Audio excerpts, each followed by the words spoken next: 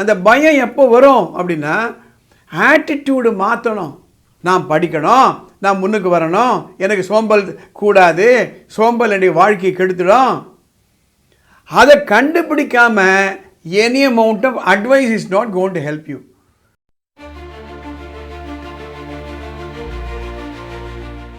என் அன்பார்ந்தவர்களே, நேற்றைக்கு ஒரு பேரண்ட் ஃபோன் பண்ணுறாங்க சென்னையிலிருந்து. அவங்க பிரச்சனை என்ன அப்படின்னா, அவங்களுடைய டாட்டர் 9th படிக்கிறாங்க ஒரு பாப்புலர் ஸ்கூலில். அவங்க சொல்கிறாங்க, எங்கள் குழந்தை வந்து ஒரு 10 மார்க் தான் வாங்குறாங்க, 10% 15% தான் வாங்குறாங்க. நல்லா தான் படிச்சுட்டு இருந்தாங்க 6th 7th எல்லாம். இப்போது 9th ரொம்ப ரொம்ப மோசமாக இருக்குது. எனக்கு பயமாக இருக்குது. CBSE school. அடுத்த மாதத்தில் மார்ச்சுக்குள்ளே எக்ஸாம்லாம் முடிஞ்சிடும். 10th வந்துட்டாங்களாண்ணா, இந்த ரேட்டில் போனால் என்ன செய்யலாம்? நான் ஃபோனை கொடுக்குறேன், அவங்கள்ட்ட பேசுங்க.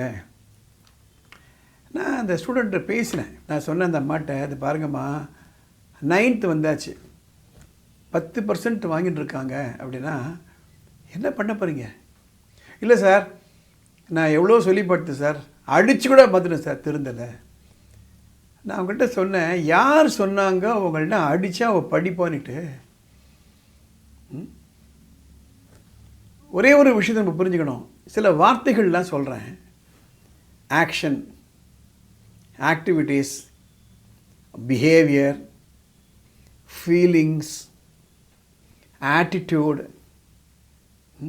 வேல்யூஸ், இதெல்லாம் புரிஞ்சுக்கணும். ஒவ்வொரு பேரண்ட்டும் புரிஞ்சுக்கணும். ஏன் புரிஞ்சுக்கணும் அப்படின்னா, ஒரு செயல் ஏன் நடக்குது அதை கண்டுபிடிக்காமல் அந்த செயலை மாற்ற முடியாது. உங்களுக்கு ஒரு திருக்குறள் ஞாபகம் இருக்கும், நான் படிக்கிறேன் கேளுங்க. நோய் நாடி நோய் முதல் நாடி அது தணிக்கும் வாய் நாடி வாய்ப்பச் செயல். ரொம்ப சிம்பிளாக எக்ஸ்பிளைன் பண்ணுறேங்க. வயிற்று வலி வருதுன்னா எதனால் வயிற்று வலி வருது? இந்த system is a perfect system. கடவுள் அல்லது இயற்கை படைத்த system is a perfect system. அதில் ஏதாவது பிரச்சனை வருதுன்னா அந்த பிரச்சனையில் தான் ப்ராப்ளமே தவிர உடம்புல ப்ராப்ளம் இல்லை. அந்த பிரச்சனையை தேடி கண்டுபிடிக்கணும். What cause the stomach pain கண்டுபிடிக்கணும். ஒரு பொண்ணு படிக்க மாட்டேன்றா, எப்போ பாரு செல்ஃபோன் யூஸ் பண்ணிகிட்ருக்கா, ஃப்ரெண்ட்ஸ் அதிகமாக போயிட்டா, அதிகமாக தூங்குறா. You have to find out.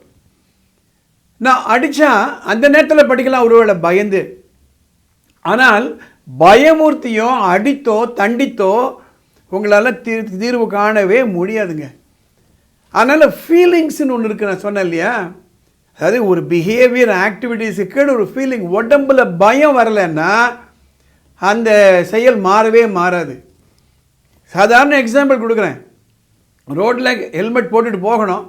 அந்த ஹெல்மெட்டை ஃப்ரெண்டில் பெட்ரோல் டேங்க் மேலே வச்சுட்டு போவாங்க. எதிர வரவங்க சொல்லுவாங்க, அங்கே ஹெல்மெட் பிடிக்கிறாங்க, போலீஸ் பிடிக்கிறாங்க. அந்த பயம் வரும்போது தானாக போட்டுப்பாங்க. ஸோ பயம் வரணும். அந்த பயம் எப்போ வரும் அப்படின்னா ஆட்டிடியூடு மாற்றணும். நான் படிக்கணும், நான் முன்னுக்கு வரணும், எனக்கு சோம்பல் கூடாது, சோம்பல் என்னுடைய வாழ்க்கையை கெடுத்துடும். அதை கண்டுபிடிக்காம any amount of advice is not going to help you. அதனால தான் சொல்கிறேன், வானமே இல்லை அறக்கட்டளை சார்பாக 2 விஷயங்களை நாங்கள் பண்ணிட்டு வரோம். ஒன்று படிப்பு, 2வது சட்டம் மற்றும் உரிமை. படிப்பும் சட்டமும் எங்களுடைய 2 கண்களாக நாங்கள் பாவிக்கிறோம். அந்த குழந்தைய கூட்டு ஒரு 1.5 மணி நேரம் உட்காந்து பேசணும், புரிய வைக்கணும். உடம்புல பயம் வராமல் இந்த மாற்றங்கள்லாம் வரவே வராது. நான் அடிக்கடி சொல்லுவது உண்டு, ஒருத்தருக்கு உடம்புல பிளட் கேன்சர் அப்படின்னா அவருக்கு ஒரு பிளாஸ்டர் போட சரியாக போயிடுமா? இல்லை, ஃப்ராக்சர் ஆகிடுது, அது மேலே ஒரு வெறும் பிளாஸ்டர் போட சரியாயிடுமா?